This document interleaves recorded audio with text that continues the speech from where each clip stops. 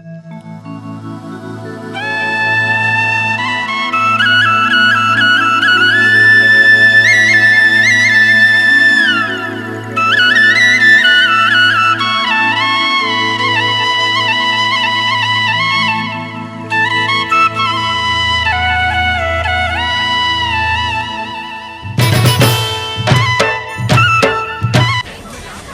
दर्शक बंधु, मैं कंठशिल्पी चेतना बेहरा।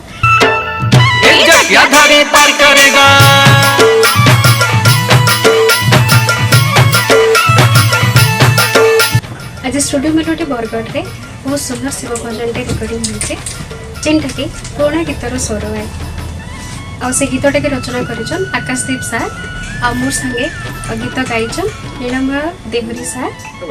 और ये गीतटा सुजंकार एंटरटेनमेंट यूट्यूब चैनल रे आसुचे